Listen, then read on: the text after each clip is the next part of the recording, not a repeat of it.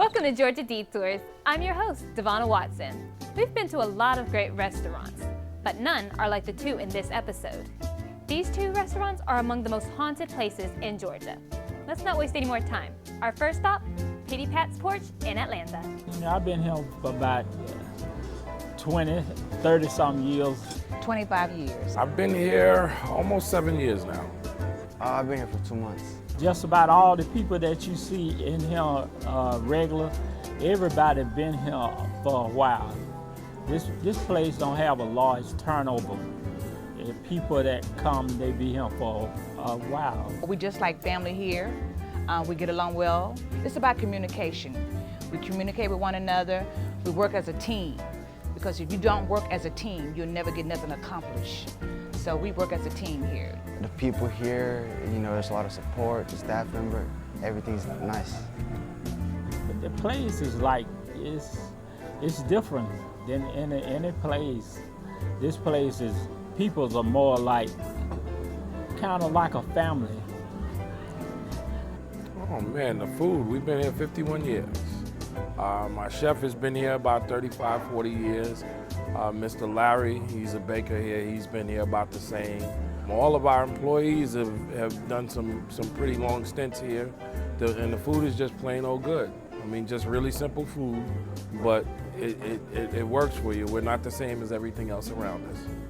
The food here is delicious. We have a lot of flavor.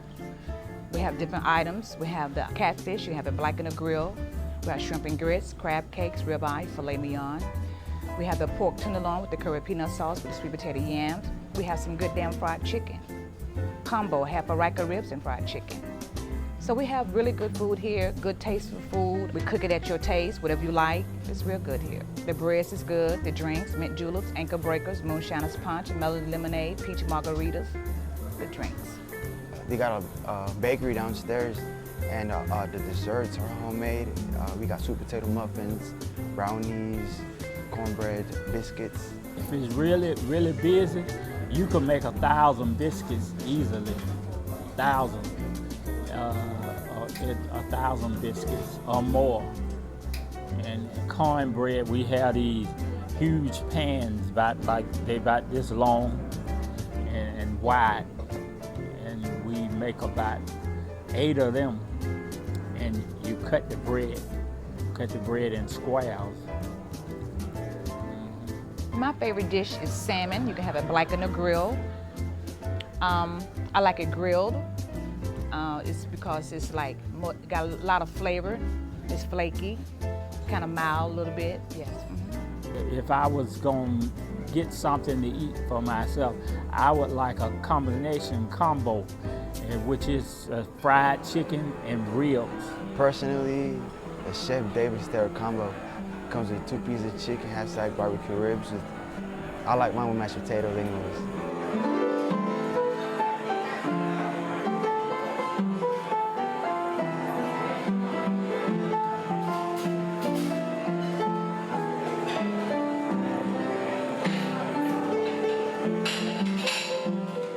After a while, you be around the same people a lot. It's like family, and I don't think you find too many places to work like this anymore. The food here is absolutely to die for. I know, that one was too easy. But the sun has gone down hours ago, and the customers are getting ready to leave. So now it's time for our crew and I to begin our investigation. Let's see if we can get a look at the spirits that make Pity Pat's Porch their permanent home.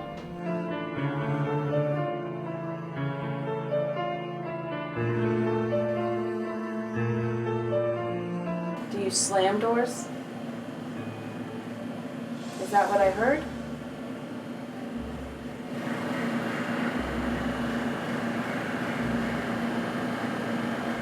Did you hear that? What was it? Doors. Yeah, that did. So did you whisper into the camera? If so, if that's all you can get out, whisper into the camera.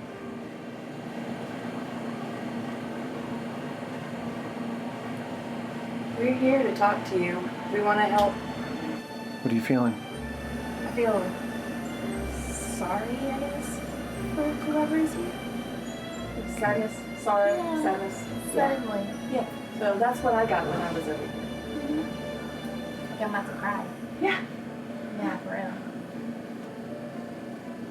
Do people come in here? Do they worry you? You okay? Did you hear him? You said? Yeah. Straight up, yeah. Yeah. It was right here.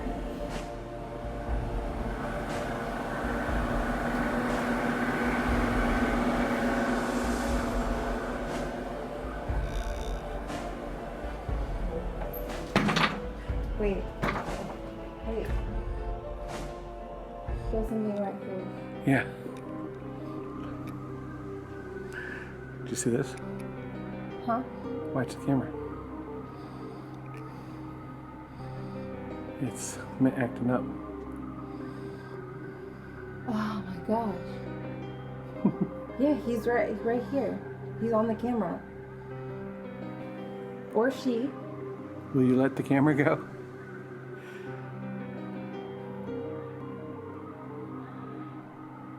All right, I'm gonna power off this. Okay, so you're gonna Nope, they went away. Yep, because I took the power away. All right, there we go. We're back. Oh, they're back too. Uh-huh. Since they turned the power source on. Can you tell us your name? Well, now that we know you're here, you're gonna hide. Come back out.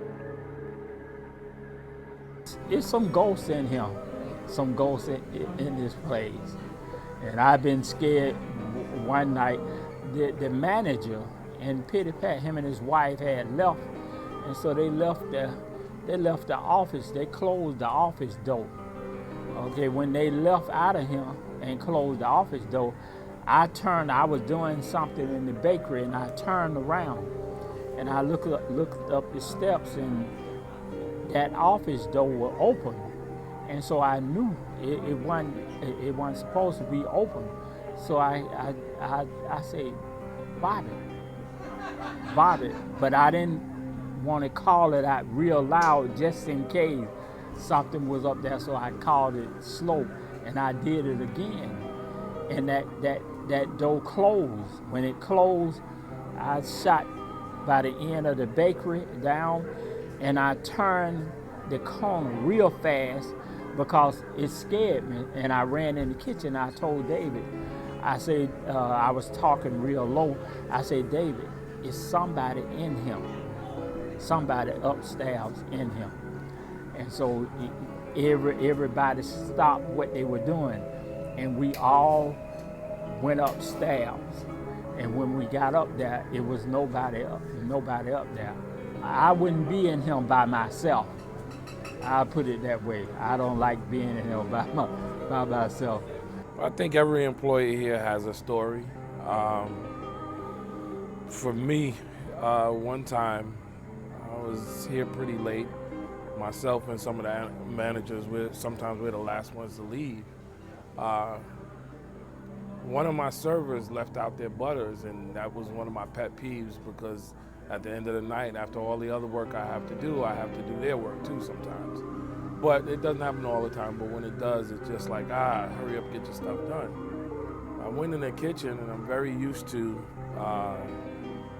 going in the kitchen because I know where everything is at without turning on the lights.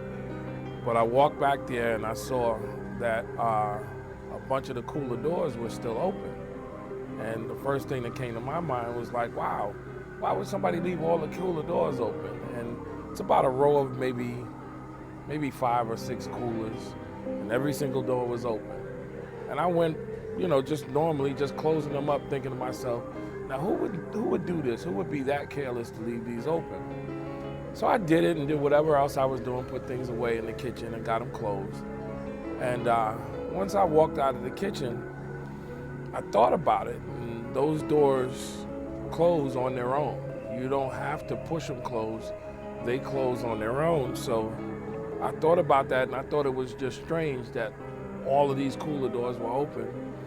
And for me, I just didn't take any chances. I grabbed my bag. I didn't turn off any lights that night.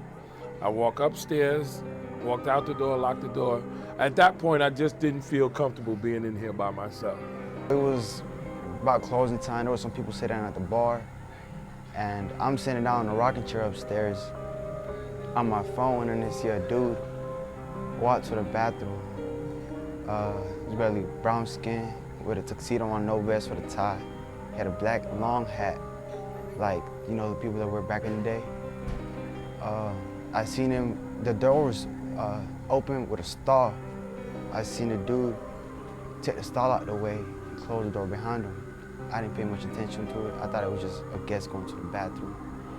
And about 30 seconds later, my coworker Roberto goes in the same bathroom and no one was in there.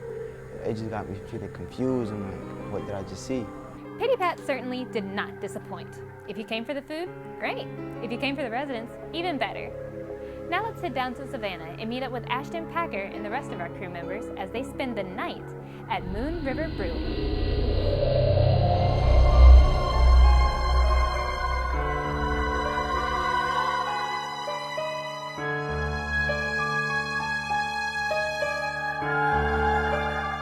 Tonight, we visit Moon River Brewing Company to try their aptly named Apparition Ale and famous Shrimp Creole, and even stay a while to introduce ourselves to the guests that have been there longer than anybody. We opened on April 10th of '99, and we've had a variety of different partners. Now it's just me. When the laws changed in Georgia, which incidentally was one of the last states in the country to legalize brew pubs, some guys opened up the Oglethorpe Brewing Company, and they lasted just a little under 2 years. And then we came in kind of behind them and picked up the pieces and made a few changes and got it going again as the Moon River Brewing Company. I had been in the brewing business for about 5 years prior to that, working in a couple of different breweries. But I spent about 5 years at the Frederick Brewing Company in Frederick, Maryland, and I kind of was hitting my head on the ceiling of that company and was looking for other opportunities, and my wife and I found an opportunity here in Savannah. So we really liked the city, and you know, sometimes you got to go where you want to be and then figure out how your business is going to work there. So we wanted to be in Savannah, and that's what we did. Kind of in the mid-90s, things really started to take off with American craft brewing, and that was really intriguing to me. I had been a home brewer, like so many of us in this field, prior to that, and that's kind of what gave me the awareness of beer and its amazing potential for flavor, and also just kind of being intrigued by the styles and the culture that goes along with beer all over the world. So that's kind of what sucked me into it. When we first opened, we had a proper chef, and we had some pretty exciting cuisine for Savannah at the time. I mean, there weren't too many fine dining restaurants, and we weren't trying to be fine dining, but we had some really nice stuff on the menu, all hand prepared. And that, you know, we had that sort of honeymoon period where we were the newest Chinese object in town, and as that started to wane, we realized that the beer market here was not very sophisticated at the time. The culinary scene was almost non-existent at the time, and it really wasn't quite enough to sort of carry us through in those years. So we had some pretty lean years in the beginning, but we've just kind of rolled with the punches year after year. We have a pretty eclectic menu, but if I kind of had to sum it up, I'd say we're kind of leaning into some Southern cuisine, comfort foods, kind of traditional pub grub, kind of our own twist on traditional pub grub. We're really just striving to be as relaxed and comfortable as we possibly can with our food. And probably almost more important in all of that is making it so that it is super compatible with the incredible diversity of flavors that we have on our beer menu. My favorite dish on our menu is our chicken and sausage Creole. I actually love the chicken and sausage Creole. So it's a full breast of chicken, and it's over Creole style rice, which is like a southern red rice, and it comes with an additional side. Which for the sides, I do like the cheesy smoked Gouda scallop potatoes. One of the things that I love about the chicken sausage Creole is that it kind of goes with all of our beers. It's very versatile in terms of food and beer pairing, so that's nice. And it's also important to kind of think of it vice versa. Like, I just happen to be drinking this beer, and it goes excellent with the chicken sausage Creole. Beer all the time. I love the beer here. We actually make sometimes as many as 11 beers at one time, and they brew it right in-house. So we always have a wide variety, and it kind of caters to the season. In the fall season, we have a sweet potato beer called Taterlicious with a cinnamon and sugar rim, and it's very delicious. Meandering downtown in Moon River Brewing Company, I came in and tried a beer before I even started working here and decided to apply here for a job. Started off as a host and now I'm a server. My favorite beer is a Wild Wacky Wit, is our Belgian wheat. We use coriander, orange peel, and chamomile. And we also won a gold medal at the Great American Beer Festival in Colorado in 2017. So I suggest that beer to most of my guests. When we first got here, there were all these stories that came from the Oglethorpe Brewing Company folks that had been here before us. And those guys, we heard, actually slept in the building while they were renovating it. Like, they were literally staying here, and so there were all kinds of stories. But I'm one of the people here that tends to think of these things as just stories. I have not had any personal experiences, and I'm just a terrible liar, so I just don't even bother, you know. Everybody here seems to have a story but me. I love working at Moon River, although sometimes it does get a little spooky around here. I was coming back from my break about a month ago. We were Saturday night. I just had my food and had no table, so I decided to start rolling silverware. I was up front in the restaurant. I found a long white hair, strangely, on the podium next to me where I was rolling silverware. And I looked around, no one has white hair here. There's a tale of a woman in white with a white hair and veil, a ghostly image that people capture on their cameras and stuff. And I threw the hair down on the ground, and when I did, I felt something claw my neck. So it was pretty intense. I was pretty nervous. I was like, what the heck? And I had a little blood, but I was like, okay. I've also had my apron pulled on a few times. Last summer, I was upstairs getting ready for my shift. We have 2 sets of lockers on each side, and I have my back turned. I heard bam, and I turned around, no one's there. It was pretty crazy. I was like in the middle of the day, and the locker slammed by itself shut. So we've had cabinets open. A lot of the servers and bartenders, we hear our names being called throughout the restaurant during our shifts.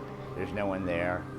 So everyone turns around, and it's pretty intense. So in the 5 years that I've worked here, I've really only had one experience. I had heard stories about the lady in white, who is kind of a sad soul that haunts this actual floor that we're on at Moon River. I had heard stories that she wails or cries and you can kind of hear her late at night, or people have seen like visions of her, and you know, I just kind of brushed it off. But one night, pretty late after a really long shift, it was probably about midnight, I was up in the stock room getting some last minute things for the next day. The stock room is located over there. I heard somebody crying, and I wasn't scared at first. I actually just thought something was wrong with a coworker, so I kind of came out of the stock room, you know, hello, like, is everything okay? Like, what's wrong? Like, more worried. But it sounded like a sad cry, not a hurt cry. So I was just kind of looking around, and I came into this main room, actually where I'm standing in. We used to have bar stools that spin, and when I came out into this main room, the bar stool was spinning, and the exit door is pretty far, and this room is pretty vast. So I knew instantly that nobody was up here, nobody touched the chair, and when I tell you I ran out of here, I ran out of here. I love the fact that people come here for the ghosts. It's another draw for a restaurant. I think it'd be difficult to say how much of our business is related to the ghost tourism, if you will. Yeah, that'd be tough to put your finger on. We do so many tours. I mean, because we're part of the so many of the tour groups come here as one of their stops. A lot of the shows have kind of made it very popular. And I don't know, I mean, it's become a very popular thing in culture. And, so I guess that's a good thing for us. Come on in, come on in, come on in. As things slow down and Savannah's nightlife draws to a close, there's another group of people that are making their presence known. It's closing time, so our team began our own overnight investigation, and it didn't take long before unexplainable things started to happen. Oh. What? That's not the walk behind me. The lady walked behind you. She gone. The pregnant lady. But she gone though. Maybe you just felt her wind. And it's not, I don't know. As you can see here, our camera goes out of focus for no reason. All right, scoot the chair over a little bit. Action. What? I felt someone walking behind me. Okay, I believe you. I'm trying not to be scared. Needless to say, we were in for an interesting night. Much of what you're about to see was not seen or heard by us on site, but did become apparent after we started editing. We were the only 4 people in the brewery, aside from the single employee that stayed with us overnight. Some of us walked in skeptical, but after this investigation, we've come away with a whole new perspective on the supernatural. Much of our attention was focused on the 3 unfinished floors above the brewery. These floors have reportedly remained unfinished because construction crews will not work on these floors due to their equipment being messed with and a foreman's wife being pushed down the stairs when no one was near. We set up 2 cameras in a room, which, according to legend, was used as a makeshift children's hospital when there was a yellow fever outbreak in Savannah. As we were setting up, a voice talks over us as we're talking to each other. None of us heard this voice when we were in the room. Accompanying this voice is the sound of hammering. We were not hammering anything in the room. Where'd you take that one from? Listen again, as you clearly hear the voice talk over the 2 male voices in the room, saying, dead.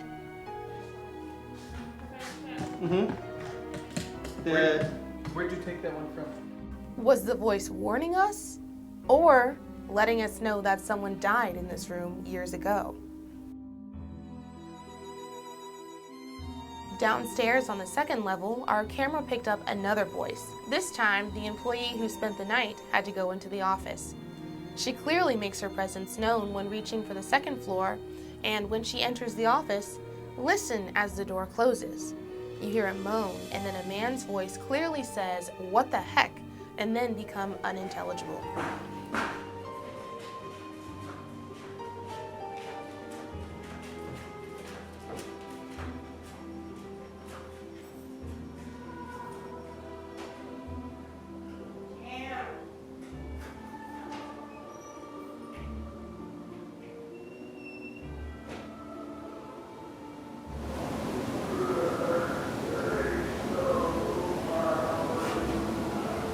Listen again.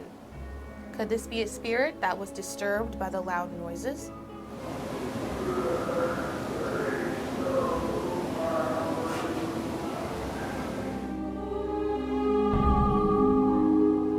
Moon River employees say they have had several encounters in this area. Throughout the night, we moved from floor to floor, trying to get some type of interaction. We did not know what we would hear later on our recordings. Give us a sign you're up here. Either side of the room. See a lot of writing on the wall.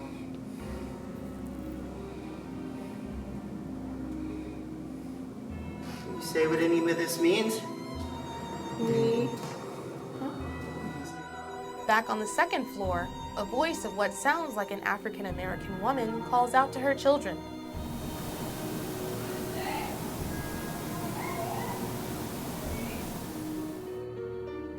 Another interesting set of occurrences had to do with our electronics. Throughout the night, we often heard an electronic interference in our audio. The first time we heard it was during the pub tour, when the audio is definitely impacted by something electronic. Listen as the audio is impacted by something, followed by an electronic buzzing. Come on in, come on in, come on in. We'll wait for everybody to get down here. It's gonna take a minute. Oh, all right.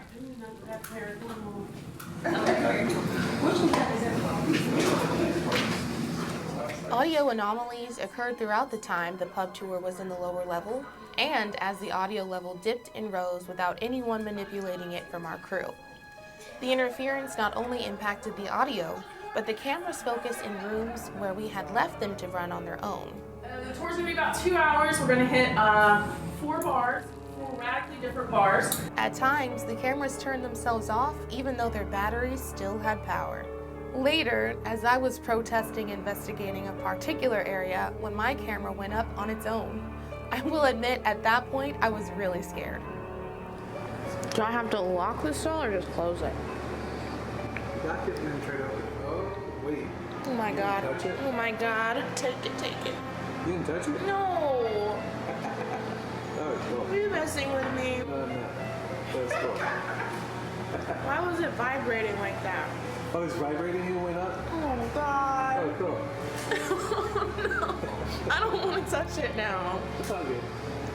I went into this story thinking it would be a fun, somewhat spooky experience, but at some points during the investigation, I really just wanted to get out of there because of how spooky it was. You really should experience it for yourself, but I'm happy to say that I've walked away with a whole new perspective on the supernatural. And if the ghosts say you should run, it might just be a good idea. Yeah, looks like it. I think it's going back this way, back towards the right.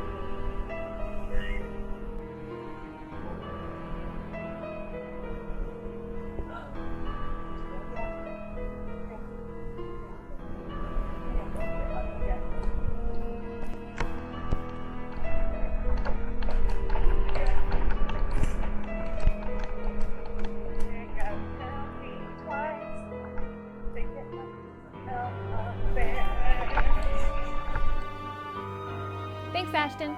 That was really brave of you guys to spend the night. I don't think I could have done that.